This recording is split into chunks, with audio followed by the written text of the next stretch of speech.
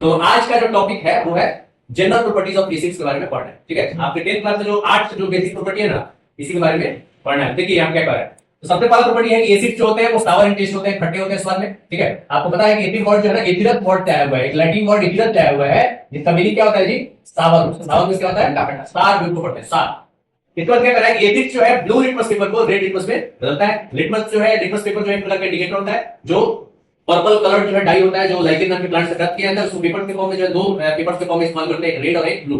तो एसिड क्या करता है? ब्लू लिटमस को जो है रेड में बदलता है। तीसरा पॉइंट है इसमें कि एसिड का जो एक्वस सॉल्यूशन होता है, अगर एसिड को पानी में हम डालते हैं, वो सॉल्यूशन जो है इलेक्ट्रिसिटी को कंडक्ट करने लगता है, यानी कि वो सॉल्यूशन जो है क्या बन जाता है जी? इलेक्ट्रोलाइट बन जाता है। क्या बन जाता है? इलेक्ट्रोलाइट। और इलेक्ट्रोलाइट के अंदर कौन से चार्ज पार्टिकल्स होते हैं जो इलेक्ट्रिसिटी को कंडक्ट करते हैं? तो कौन होता है जी? आयंस होता है। और मेटल्स के अंदर क्या होता है? सॉलिड के अंदर क्या होता है? इलेक्ट्रॉन्स होता है। मेटल्स के अंदर इलेक्ट्रॉन्स इलेक्ट्रिसिटी को कंडक्ट करता है, और लिक्विड्स के अंदर, लिक्विड कंडक्टर्स के अंदर आयंस जो है इलेक्ट्रिसिटी को कंडक्ट करता है।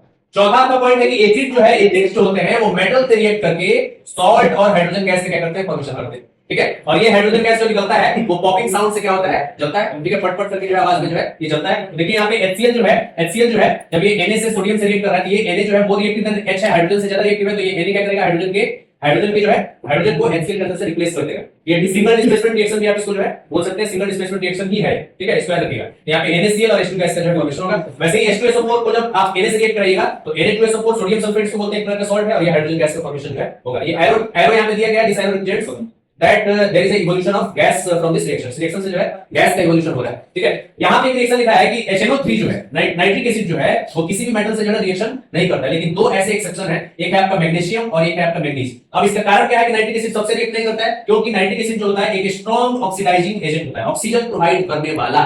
तो जब इसके अंदर जो है हाइड्रोजन गैस का फॉर्मेशन होता है ना, इस रिएक्शन के अंदर जब हाइड्रोजन गैस का फॉर्मेशन होता है, तो उस हाइड्रोजन गैस को ये नाइट्रिक एसिड क्या करता है? ऑक्सीडाइज करके और वाटर में बदल देता है। ठीक है, वाटर में जो है बदल देता है, जिसके वजह से रिएक्शन जो है कंप्लीट नहीं हो पाता है। हाइड्रोजन गैस का मतलब यहाँ पे डिस्प्लेसमेंट रिएक्शन देखने को नहीं मिलता है। लेकिन यही नाइट्रिक एसिड जो है मैग्नीशियम से और मैग्नीज से रिएक्ट करके यहाँ पे मैग्नीशियम नाइट्रेट नाम का एक सॉल्ट और हाइड्रोजन गैस बनाता है, और मैग्नीज नाइट्रेट नाम का सॉल्ट और हाइड्रोजन गैस का फॉर्मेशन करता है। इसको याद रखिएगा। इसके बाद है पांचवा प्रॉपर्टी कि एसिड जो होते हैं अपना एसिडिक बिहेवियर, एसिड वाला गुण जो है कब शो करते हैं? तो जब ये यहाँ पे वाटर का प्रेजेंस जो है देखने को मिलता है तब। क्योंकि आपको पता है कि एसिड जो होते हैं वो वाटर के अंदर डिसॉल्व करके क्या देते हैं जी? एसिड जो होते हैं वाटर के अंदर डिसॉल्व करके क्या देते हैं बताओ? H+ आयन जो है प्रोड्यूस करते हैं, या हाइड्रोनियम आयन। हाइड्रोनियम आयन किसको बनाती है? जब H+ आयन जो है मोर वाटर मॉलिक्यूल से रिएक्ट करता है तो क्या बनाता है? Hydronium ion H3O+। ठीक है, या इसको हम लोग जो है H+ एक्वस भी बोलते हैं हाइड्रोनियम आयन से।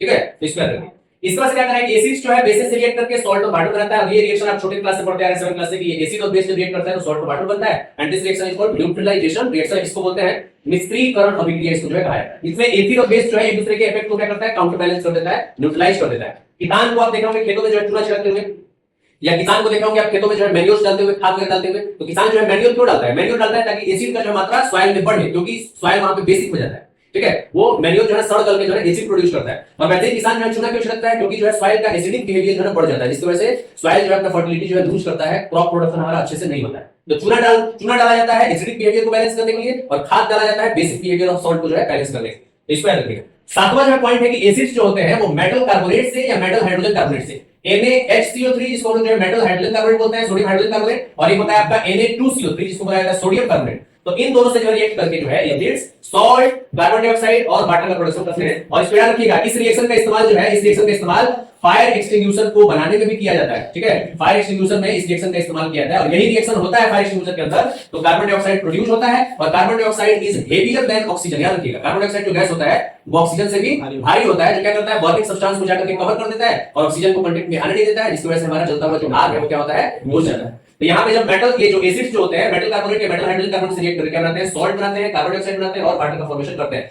फायर एक्सटिंग्विशर के अंदर जो है एक छोटा सा ग्लास का बॉटल होता है, जिसके अंदर सल्फ्यूरिक एसिड जो है या कोई एसिड जो है स्ट्रॉन्ग एसिड रखा जाता है। जैसे ही उसका प्लंजर जो है उसका सेफ्टी पिन निकाल के उसके नॉब को जो है आप ऐसे पुश कीजिएगा, प्लंजर को जब दबाइएगा ना, तो वो क्या करता है? एक मेटल जो है जाकर के उस ग्लास बॉटल को हीट करता है, जिसकी वजह से मेटल को ब्रेक करता है। अब मेटल ब्रेक करता है तो पूरा एसिड जो है मिक्सचर ऑफ सोडियम कार्बोनेट या सोडियम हाइड्रोजन कार्बोनेट में जो फैलता है, जिसकी वजह से सॉल्ट, कार्बन डाइऑक्साइड और वाटर का प्रोडक्शन होता है। ये कार्बन डाइऑक्साइड जो होता है गैस के रूप में तेजी से पाइप्स के द्वारा जो है वो फायर एक्सटिंग्विशर से बाहर निकलता है, जिसकी सहायता से हम लोग आपको बुझाते हैं। पसंद आया? मोस्ट इंपोर्टेंट ये रिएक्शन है, इसको एकदम याद रखना है, फायर एक्सटिंग्विशर में ये काम आता है। ठीक है, अपनी सामग्री के अंदर को बनाने में।